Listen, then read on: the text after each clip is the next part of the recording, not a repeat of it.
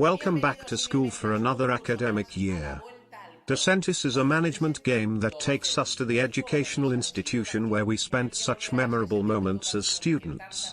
Now, we'll see it from the other side, stepping into the shoes of PE teachers. This is a competitive board game based on negotiation, and I'm going to explain it to you right now.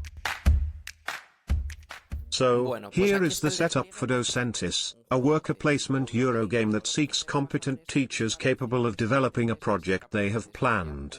Each participant, and I'll start with this, has a project sheet that they must complete at the beginning of the game, selecting at least one element from each section: objectives, content, competencies.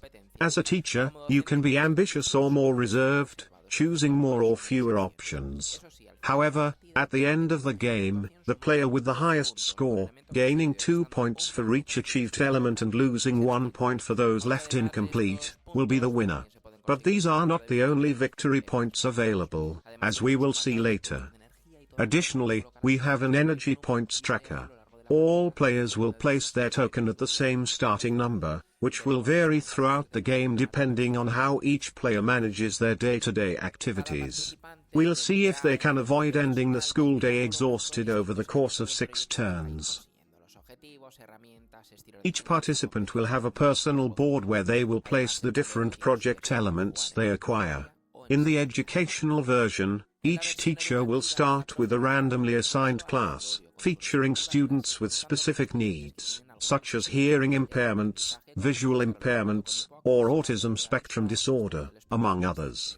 These factors may influence the choice of the initial project. Additionally, keys will be drawn that grant a privilege during the game. For example, at the 2nd and 4th hour, players receive 2 competency cards. On the central board, we have both indoor and outdoor spaces where we will find various elements. Only one copy of each element is placed, shuffled, and positioned according to its color and iconography. In the educational mode, this is the main difference. The game can be played with the description side up to revise content, although the card names can always remain visible. Other elements must also be considered, such as the weather, which depletes energy points if players are in uncovered areas, and administrative notices, which can either take away or grant energy.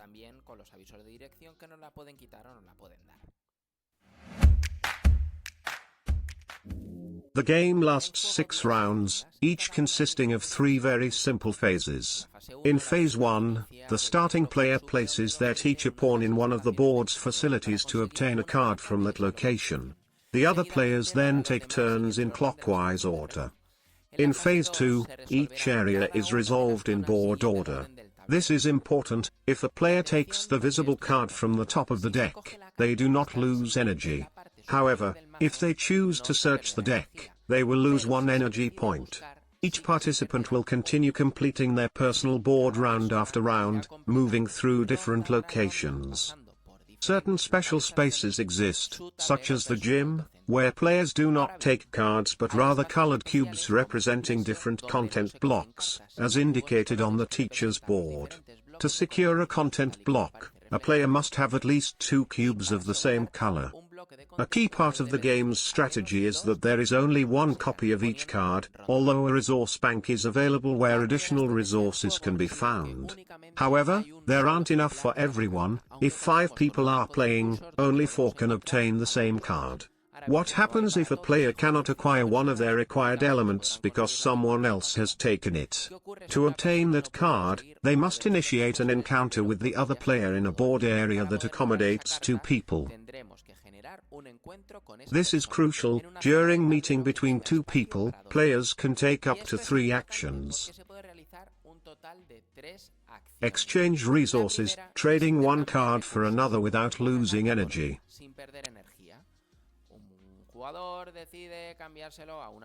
Duplicate knowledge, each player selects a card from the other and takes a copy from the resource bank. However, both players lose 1 energy point.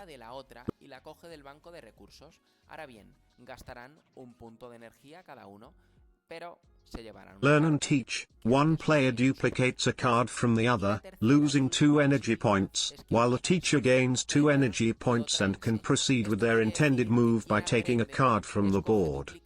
This mechanic encourages constant dialogue, negotiation, and strategic trades, even acquiring unwanted cards just to trade them later with someone in need.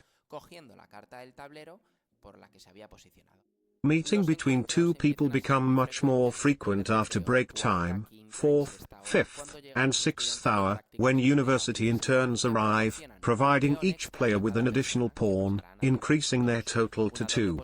This doubles the placement possibilities on the board and the number of cards that can be obtained. There are 2 particularly special locations. One of this is the staff room. There are a computer area, where card contents are hidden. Players in this area can choose to reveal 1, 2, or 3 cards, taking a gamble. They may gain energy if they receive positive emails, lose energy if they lose Wi-Fi, and face other surprises. Some cards even allow players to add, remove, or modify project elements. Additionally, players can complete substitutions, earning 3 victory points at the end of the game and enabling interdisciplinary work to enhance their project. And now, a fun part of the game is the break time of the school recess. After the first 3 rounds, an active break occurs, featuring a mini-tournament of rock, paper, scissors. The results determine a ranking order. The winner chooses a break time card first, followed by the second player, then the third, and so on. Some cards provide extra elements, others drain or restore energy. Your options depend on the choices made by those ahead of you. If you miscalculate your energy and run out during the game, you can exchange a card for 3 points to continue playing. If you have energy left at the end, you can invest it in training courses or excursions, enriching your project and earning victory points. Additionally, for every 3 unused energy levels, you gain 1 extra victory point.